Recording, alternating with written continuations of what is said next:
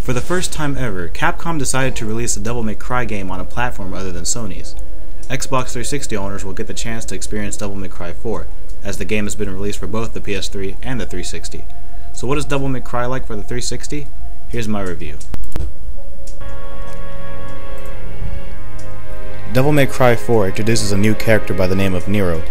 In the beginning, Nero runs towards a cathedral and attempts to meet with his love interest Kiri, who is currently singing at the cathedral.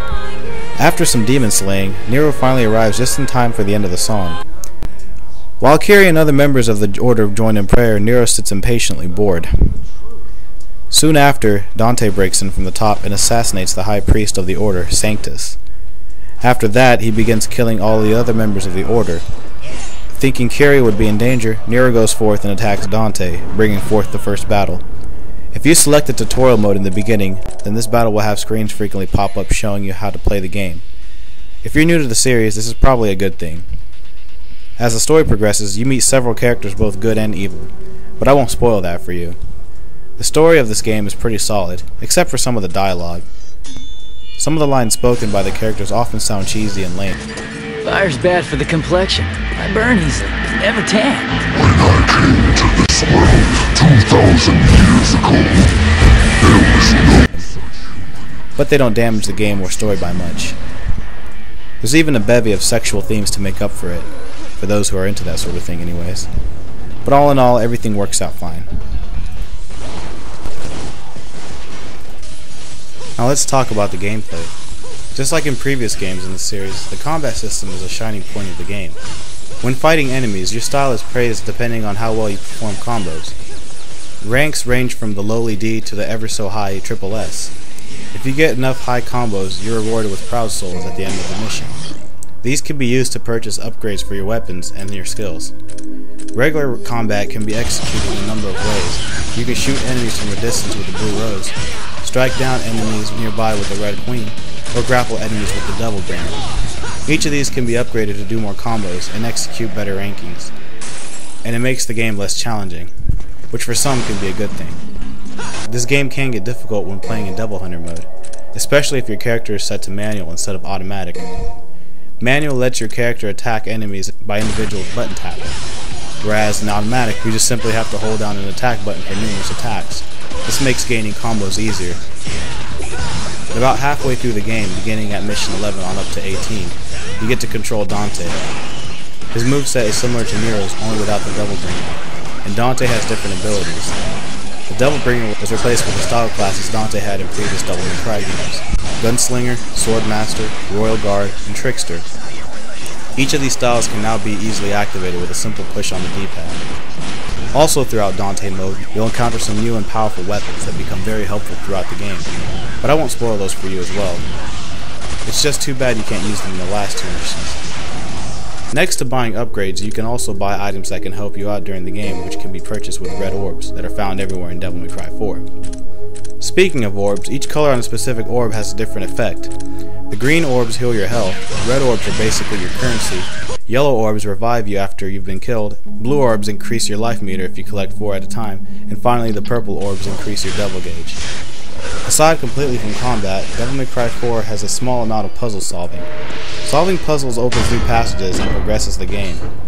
There's not a whole lot of puzzles to worry about in this game, but some of them are just flat out annoying, like this one for instance. The object here is to use Nero's Devil Bringer on these blue nodes to bring him to the other side of the room. The challenge here is not to pull yourself up too high or you'll touch the spiked ceiling, and as if that wasn't enough, some of the blue nodes disappear or move around. It can get very annoying. Although some of the puzzles can get in the way, there are some that are manageable, and overall it won't kill the gameplay completely. One thing I thought was a bit repetitive was after you defeat the first 5 bosses, you have to fight them again as Dante, and then later on you fight all 5 of them again with Nero. I can understand why something like this would happen towards the end of the game, but I personally think that this happened too often, making it just a total of 8 different bosses throughout the whole game. This may not be a serious issue for other people. Some may like the challenge of going back and fighting old bosses with Dante to proceed through the game. I just thought that there would be more variety. But at least it brings new challenge when playing with Dante's controls. The Double Gauge is another series veteran that should take notice. Both Nero and Dante have these abilities. Once in Devil Trigger mode, your attack power is a lot stronger and you have a bevy of new abilities as well. However, this mode is temporary, but can be prolonged by the purple orbs. Also, the Devil Trigger mode can be upgraded as well to obtain new abilities and more deadly attacks. Another annoying flaw with this game, just like in other DMC games, is that it's way too short. Common gamers should be able to complete this in about a day, probably less. If you play in human mode, it might take even shorter. I somewhat expected this already, it wasn't really a shocker to me, but it's still a disappointment. Luckily, there's some replay value. Once you complete the game, you can play in Son of Sparta mode, which is a lot harder than the first two modes, not to mention the other bonus unlockables. Now let's talk about the graphics. You might not be able to tell because I've had to dumb down the quality of this video for YouTube, but the graphics in DMC4 are a real eye candy. The character models show great detail. The edges may not be 100% smooth, but it's pretty close as it is. The lighting and shadows prove to be a very nice display as well, especially in some of the battle scenes. Well, maybe not the shadows so much. In some spots you can just tell that the shadows look artificial, but it's not completely terrible. The camera can get in the way at times. I know that's not a graphic flaw, but it can cause some hindrance. But luckily enough, again, this does not happen so often. Now for the music and sound effects. First, I'd like to start off by saying that the use of rock music for the fight scenes in Devil May Cry 4 was a brilliant idea. The songs do sound a bit generic, but the guitars and drums really set the tone, and it really makes things fit in the series. The music in other locations are pretty good as well. The medieval type soundtrack suits well for a lot of the architecture in this game. The sound effects are brilliant as well. Everything sounds crystal clear from the falling parts and broken crystal sounds. Even the voices sound nice and clear. That is, when there's no music playing. For some reason, whenever dialogue goes on in a Devil May Cry game during music sequence, it's oftentimes hard to hear the speaker. The creation cannot be stopped!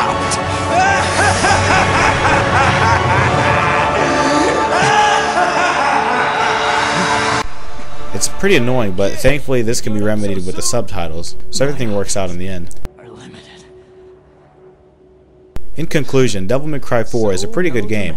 The graphics are great, the gameplay is still pretty cool, the story is decent despite the occasional corny dialogue, and the music and sound effects fit fairly into the game. There are a few flaws with this game, as I mentioned earlier, but they don't completely kill it. Since it's a very short game, I wouldn't recommend you purchase this at full price. The $60 price tag doesn't exactly cover a lot of content for the game. I would recommend this as a rental, or if you absolutely want to own this game and you think you'll come back to it again, I would suggest you get it used for a cheaper price. I rate Devil May Cry 4 an 8.3 out of 10. Thanks for watching my review for Devil May Cry 4. I hope you find it to be helpful in some way. So until next time guys, you take care.